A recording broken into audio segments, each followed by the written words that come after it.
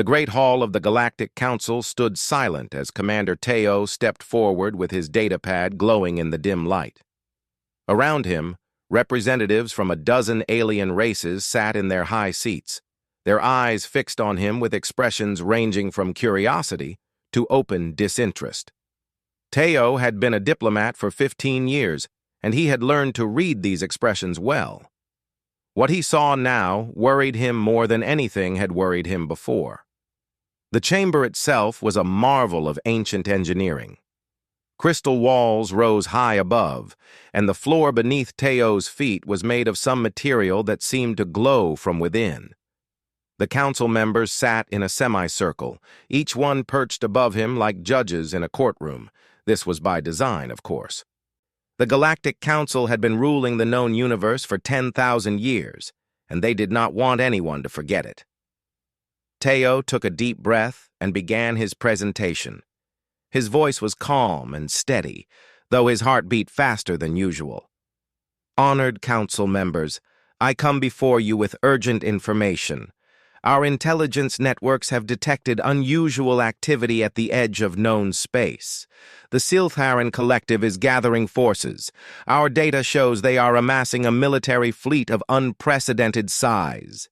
He touched his datapad, and images appeared on the large screen behind him.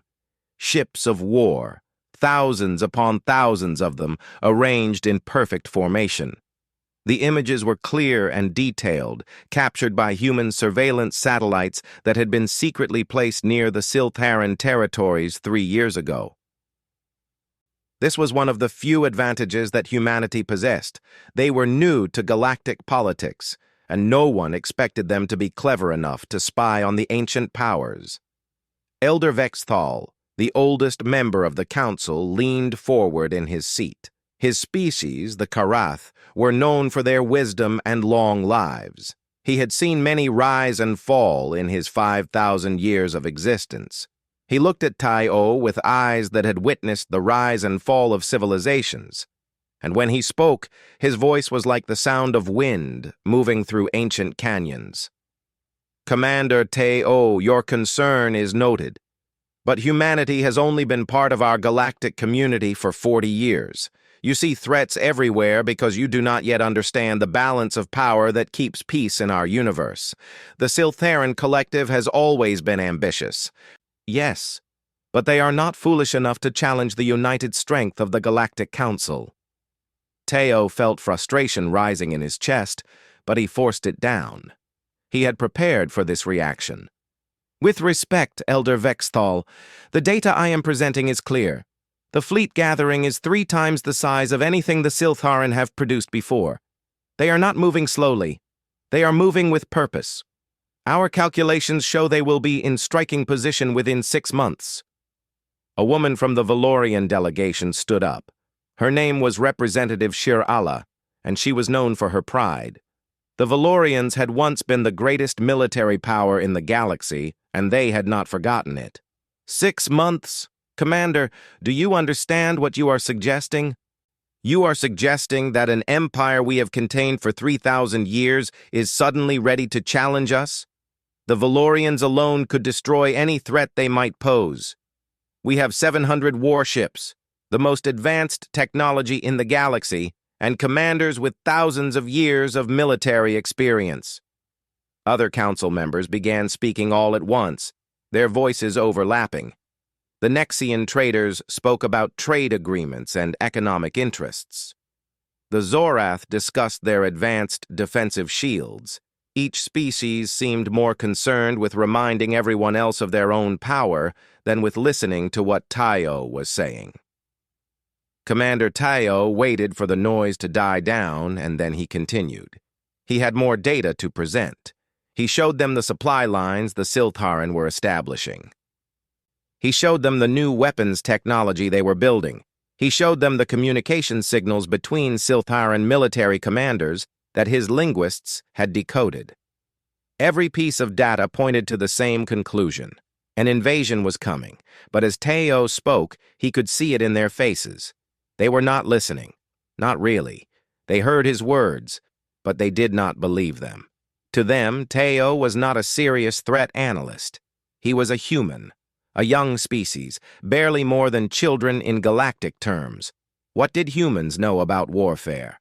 What did humans know about the true nature of power? The final blow came when Elder Vexthal actually laughed. It was a sound like rocks grinding together, and when the other council members heard it, some of them began to laugh as well.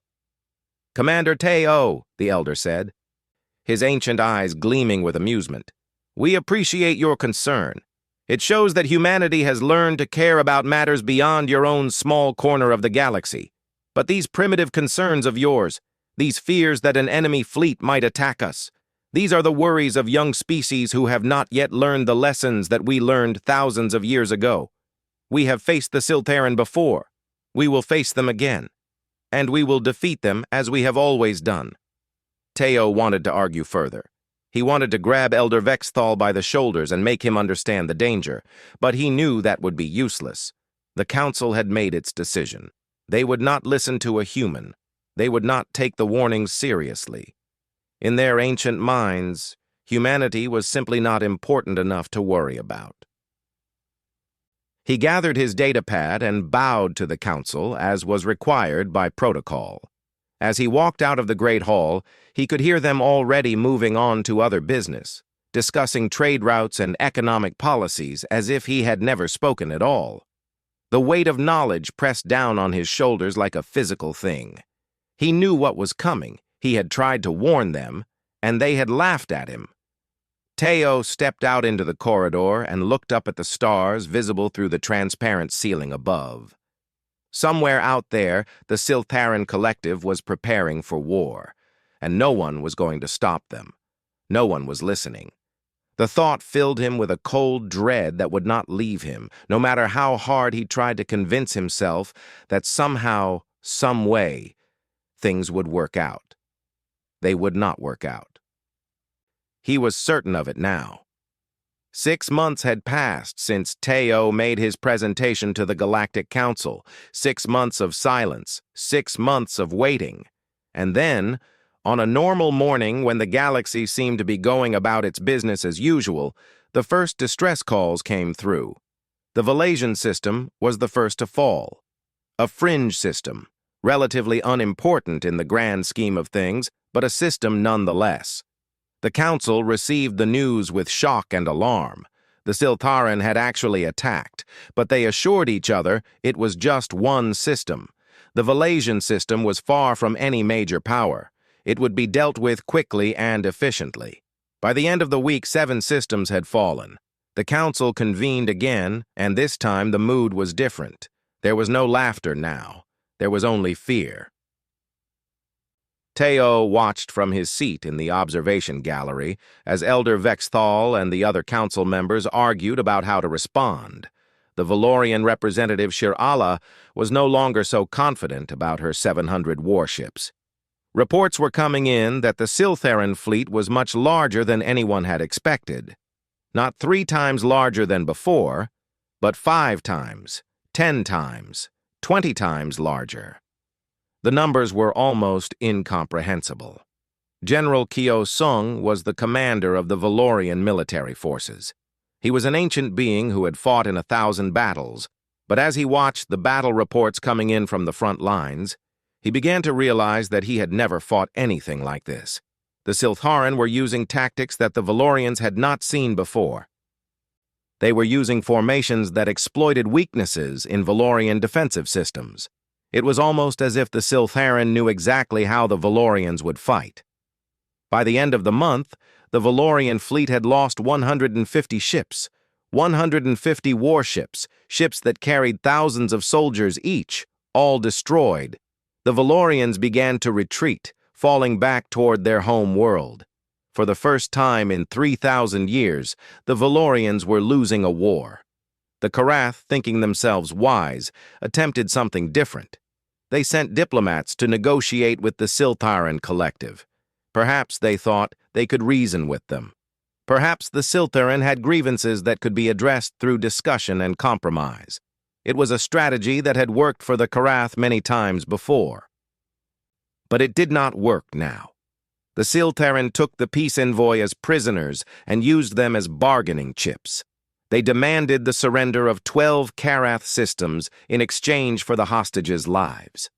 The Karath refused at first, but when the Siltharan began executing the hostages one by one, broadcasting the executions across all galactic communications networks, the Karath broke. They gave up the 12 systems. The hostages were released, broken and traumatized. The Siltharan had taken 12 systems and proven that negotiation was useless. Teo sat in his office as reports of the expanding invasion poured in. He had tried to warn them. Every piece of data he had presented was proving accurate. The Siltharan were moving exactly as his models had predicted. They were following the battle plans that Teo's analysis had suggested they would follow. He was right. He was completely, absolutely right. And the galaxy was paying the price for ignoring him. The Galactic Council finally reached out to humanity for help, but their request was almost insulting in its modesty. They asked for a small contingent of human soldiers. Just 500, they said. Just enough to help hold one of the secondary fronts. They still did not believe that humans could be of real importance. They still saw humanity as something less than a true military power. Lieutenant Ji Woo received his orders with a mixture of emotions. Pride at being chosen to represent his people, fear at the magnitude of what was coming, and a burning anger at the fact that the Council had not listened to Commander Teo's warnings. If they had listened, if they had taken the threat seriously from the beginning, so many lives could have been saved. Jiwoo selected his 500 best soldiers. These were people who had trained their entire lives for combat. These were people who understood the weight of duty and the meaning of sacrifice. They boarded their transport ship and began the long journey to the front lines, not knowing if they would ever return home. As they traveled through space, Jiwoo watched the news reports of the expanding invasion. More systems fell every day. The Nexian traders, who had always relied on other people's military forces to protect them, began to panic. They started building defensive barriers around their most important worlds, essentially abandoning vast portions of the galaxy to their fate. The unity of the Galactic Council was crumbling. Teo was called to Earth to brief humanity's government on the situation. He stood in the command center in Seoul and explained everything that was happening. He showed them the battle reports. He showed them the projection of where the Siltharan would strike next. And he showed them the truth that the Galactic Council had finally begun to understand. The Siltharan Collective was not stopping. They would not stop until they had conquered the entire galaxy. General Hai-Na listened to every word that Teo spoke. She was a military strategist of brilliant insight, and she understood immediately what needed to be done. Humanity could not simply send 500 soldiers as a symbolic gesture. If humanity was going to fight this war, they needed to fight it with everything they had. They needed to show the galaxy what human warriors were truly capable of. "We will send 50,000 soldiers," General Hai-Na declared. "We will send them with the best equipment and training that humanity can provide. And we will show the galaxy that they should never have doubted a human's word." The decision was made. Humanity would enter the war not as a minor participant, but as a major player. The soldiers began to gather. They trained on ships as they traveled through space toward the front lines. They knew that many of them would not return. But they also knew that they were fighting for the survival of the entire galaxy. And somewhere in the darkness of space, the Siltharan Collective continued to advance, unaware that they were about to meet an enemy that would change everything. The military production facilities on Earth were working at full capacity. In factories across the planet, from the industrial centers of Seoul to the manufacturing complexes of Shanghai, workers labored day and night to produce weapons, armor, and equipment for the human soldiers who would soon face the Siltharan Collective. The entire world had come together with a unified purpose that had not been seen since the early days of human space exploration. General Haina moved through the training facility with sharp, efficient steps. Her eyes missed nothing. She watched as soldier after soldier went through combat drills, learning not just how to use the equipment they had been given, but how to use it in ways that would surprise their enemies. Human military strategy was different from the strategies of the ancient galactic powers. The older civilizations relied on overwhelming force and traditional formation tactics. Humans, having spent their entire history fighting each other, had learned to think creatively about warfare. The soldiers who had been selected for this mission were the best that humanity had to offer. They came from every corner of Earth. They were men and women from different nations, different cultures, and different backgrounds. But they all shared the same determination to prove that humanity belonged among the great powers of the galaxy. Park Jin was one of these soldiers. He was an expert in explosives, with hands that could dismantle a bomb as easily as other people could tie their shoes. Park Jin came from a military family in Busan. His father had been a soldier before him, and his grandfather before that. The tradition of service was in his blood. When the call came for volunteers, Park Jin had not hesitated. He knew that the skills he had spent a lifetime developing might be the difference between victory and defeat. Da Young was a field medic, trained to save lives in the most difficult circumstances imaginable. She had spent years working in emergency rooms and battlefield hospitals on Earth, preparing for a moment like this. Her hands were gentle, but her mind was sharp and quick. She could make life-or-death decisions in the space of seconds, and she had never lost a patient who could be saved. Da Young had joined the military because she believed that saving lives was the most important work that a person could do. Quan Su was a sniper, one of the finest marksmen that the human military had ever produced. He had competed in shooting competitions around the world, and he had never been defeated. But competition was not what had brought him to the battlefield. It was duty. Quan Su understood that precision and accuracy could save more lives than any amount of firepower. A well-placed shot at the right moment could prevent an entire battle. General Haina stood before all 50,000 soldiers in the main assembly hall of the training facility. The soldiers stood at attention, their uniforms crisp and clean, their equipment gleaming under the bright lights. The general looked out at these faces, and she felt a profound sense of responsibility. These people had trusted her to lead them. Some of them would not come home. She would have to live with that knowledge for the rest of her life. "Soldiers of Earth," General Haina began, her voice clear and strong. "You have been selected for a mission unlike any that humanity has undertaken before. We will be fighting an enemy that has conquered portions of a galaxy that has existed for millions of years. We will be fighting against forces that our ancient allies did not believe we could stand against." She paused, letting her eyes move across the assembled troops. "But I want you to know something. Those ancient allies made a mistake. They looked at us and saw a young species, inexperienced and unprepared.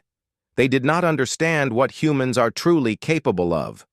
Throughout our history, humans have faced impossible odds and found ways to overcome them. We have survived on a harsh world. We have built civilizations from nothing. We have conquered the oceans and the skies. And now, we will show the galaxy that when you count humans out, when you dismiss us as unimportant, that is when we surprise you." The soldiers listened in absolute silence. Every word the general spoke struck them like a bell being rung. "The Siltharan believe that superior numbers and weapons will guarantee their victory," General Haina continued. "They have never faced an enemy that thinks the way we think. They have never faced soldiers who are willing to sacrifice everything for something greater than themselves. They have never faced humans. And when they do, they will understand what a terrible mistake they made in underestimating us." As the training continued, the soldiers learned not just how to fight, but how to think like warriors. General Haina taught them unconventional tactics. She taught them how to use the terrain to their advantage. She taught them how to strike at the enemy's weaknesses rather than attacking their strengths. She taught them that sometimes the smallest, most unexpected action could have the greatest impact on the outcome of a battle. The journey to the front lines took 3 weeks. During that time, the soldiers continued to train on the transport ships. Park Jin practiced assembling and disassembling explosive devices until he could do it in total darkness. Dae-young worked with simulation programs that showed her impossible medical scenarios, challenges that she would never be able to face in training, preparing her mind for the reality of actual war. Kwon-soo practiced with his rifle, taking shots at targets that moved in unpredictable patterns, training himself to hit moving targets at incredible distances. As the ship approached the front lines, the soldiers could see the effects of the war all around them. Destroyed ships floated in the darkness of space, their hulls torn open by weapons fire. Some of these ships still had living people aboard them, drifting in the void, waiting for rescue that might never come. The soldiers watched with grim determination, each one thinking about what was waiting for them. Tae-oh was aboard the flagship, ready to coordinate with General Hae-na. As he watched the human forces arrive at the front lines, he felt a sense of hope for the first time since he had made his presentation to the Galactic Council.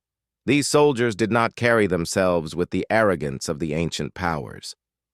They carried themselves with the quiet confidence of people who were ready to do what needed to be done, no matter the cost. "Are your forces ready?" Tae-oh asked General Hae-na as they stood together, watching the human soldiers disembark from their transport ships.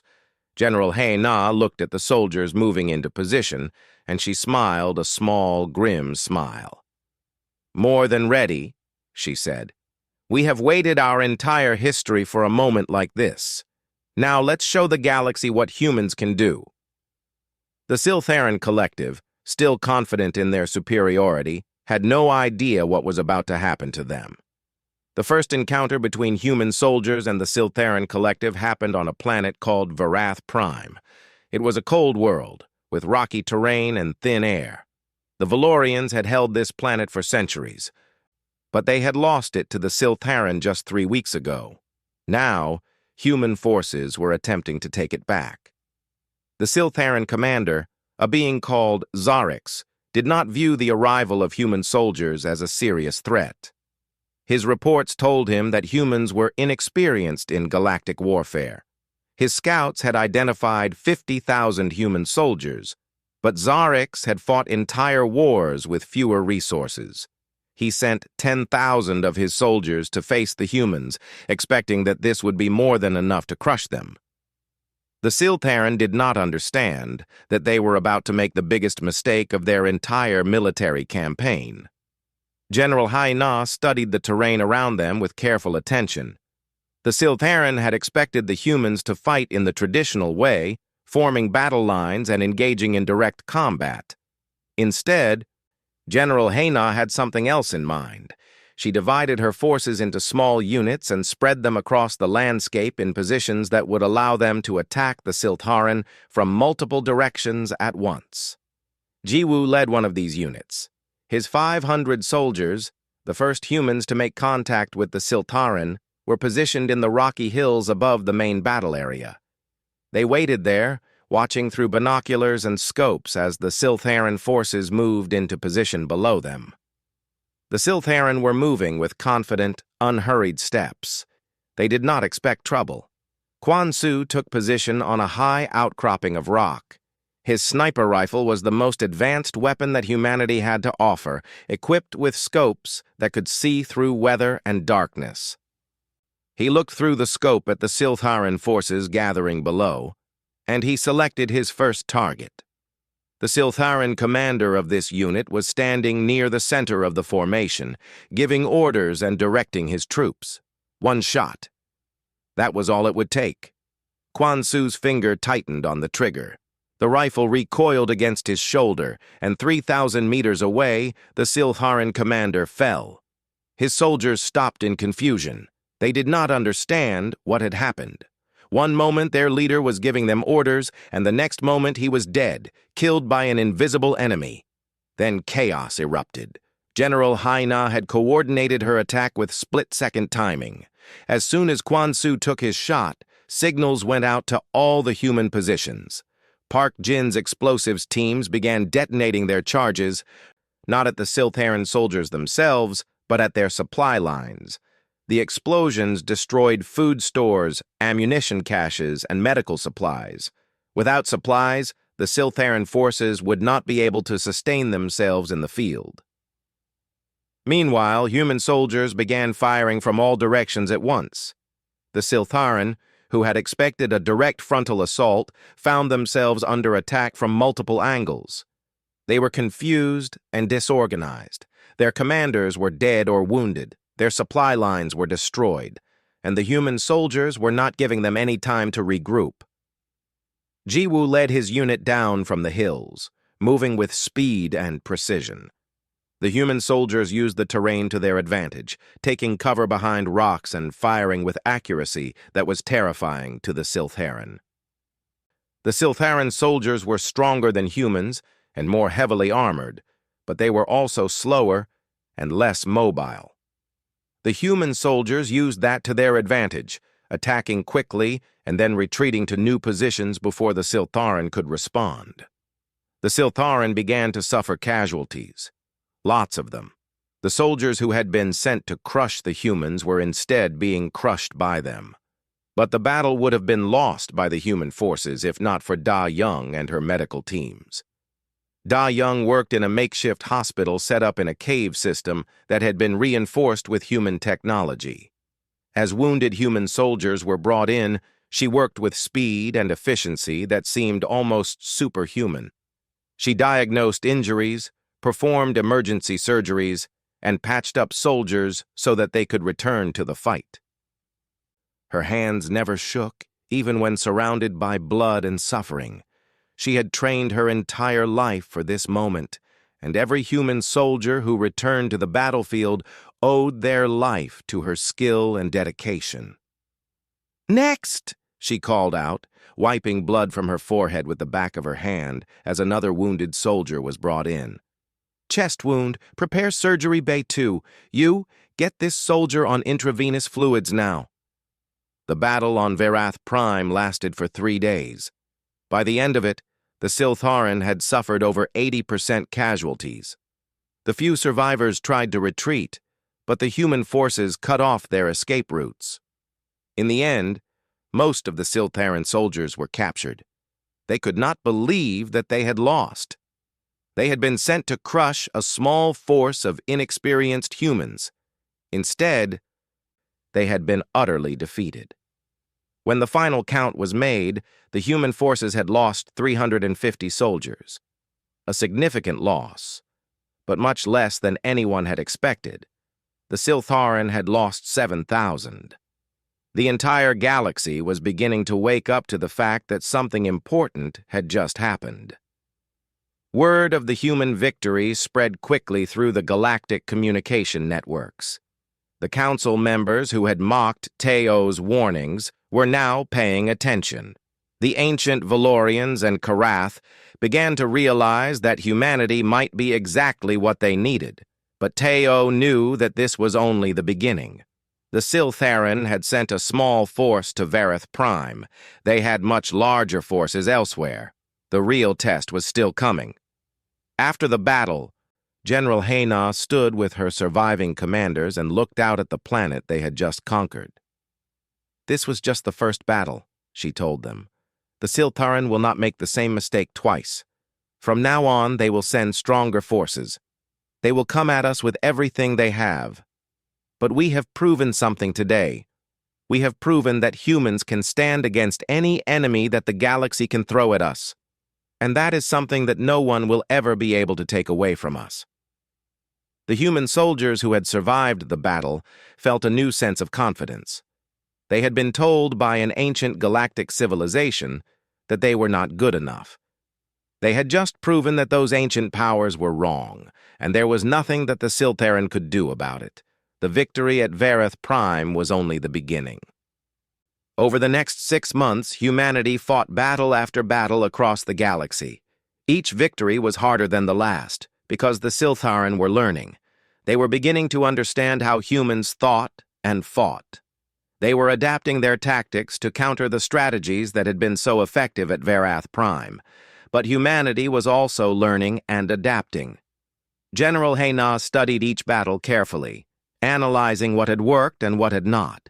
She shared this information with her commanders, and together they developed new strategies. Where the Siltharan expected humans to attack from the left, the humans attacked from the right. Where the Siltharan prepared defensive positions, the humans found ways to go around them entirely. The human soldiers grew stronger with each battle. They learned how to move together with perfect coordination.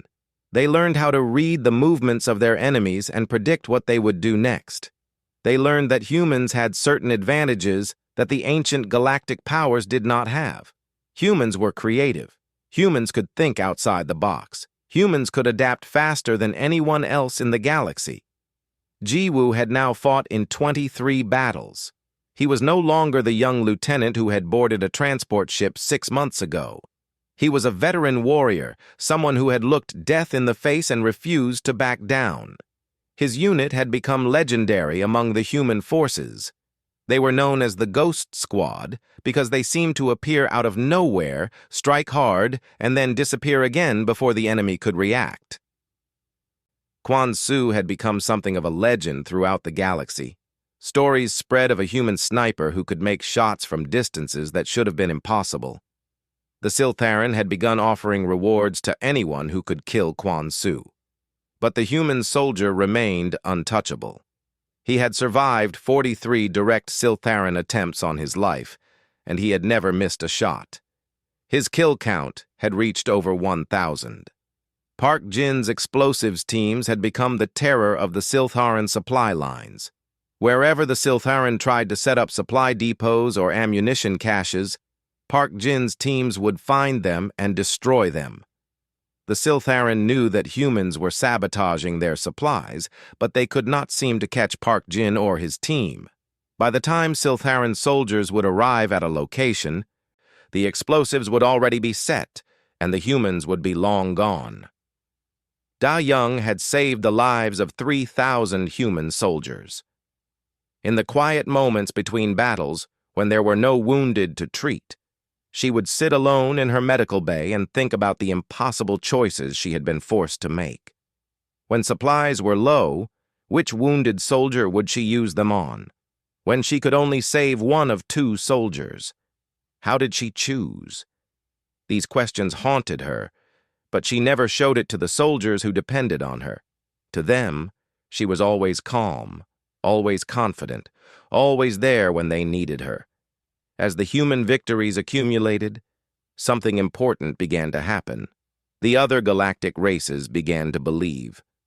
The Valorians and Karath, who had retreated to defensive positions, began to fight with renewed determination. They watched the human soldiers charging into battle with unwavering courage, and they felt shame for their own earlier retreats. If humans, a race that had only been in space for 40 years, could fight with such bravery, then certainly the ancient races could do the same. The mood at the Galactic Council shifted dramatically. The mocking that had greeted Teo's warning was now gone, replaced by a desperate hope. They began to coordinate with the human forces, sharing information and resources. The council members who had dismissed humans as primitive now found themselves taking orders from General Hayna, and they were grateful to do so. Teo worked side by side with General Hayna to develop a unified strategy for the entire galaxy. They identified weak points in the Siltharan defenses.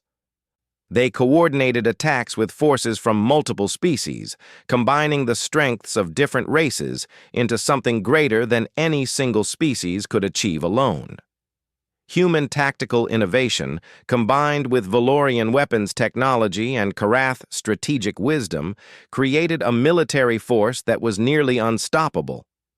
The Siltharan collective began to understand that they had made a terrible mistake. They had underestimated humanity. And now, That mistake was going to cost them everything. The empire that had seemed so invincible just 6 months ago was beginning to crumble. Siltharan commanders began reporting that their soldiers were losing the will to fight. The soldiers, who had been raised with the belief that the Siltharan were the strongest empire in the galaxy, were now being defeated by an enemy that they had never heard of just months ago. Morale was collapsing. Some Siltharan soldiers were even beginning to surrender rather than continue fighting. The climax came at the Battle of Kale Station, a massive space fortress that the Siltharan had believed was unconquerable. The fortress was defended by 50,000 Siltharan soldiers and protected by weapon systems that had been specifically designed to make any attack impossible. The human forces, now numbering 100,000 soldiers, surrounded the fortress and prepared for what was expected to be the bloodiest battle of the entire war. But General Hay Na had discovered something that no one else had noticed. The fortress had a weakness in its power distribution system. If that system could be taken offline, even for just a few minutes, the fortress would be vulnerable. Park Jin led a team of volunteers into the fortress through an undetected maintenance tunnel. The mission was considered a suicide run. The volunteers were expected to die in the attempt, but they did not die. Park Jin and his team managed to reach the power distribution center. They set their explosives and retreated, barely making it out of the fortress before the charges detonated. The blast destroyed the power systems, and for exactly 4 minutes and 30 seconds, the fortress's weapons were offline. That was all the time that General Hay Na and her forces needed. The human soldiers and their allied forces poured through the gap, overwhelming the fortress's defenders with a lightning-fast assault. The battle that was expected to last weeks was over in hours. When the final reports came in, the Siltharan collective had lost 60,000 soldiers at Kale Station. But more importantly, they had lost the fortress. And with it, they had lost the war. The Siltharan Empire, which had seemed so unstoppable just months ago, was now facing the very real possibility of total defeat. The entire galaxy held its breath, watching as humanity continued to advance. The species that had been mocked and dismissed were now saving the galaxy, and no one would ever doubt a human again.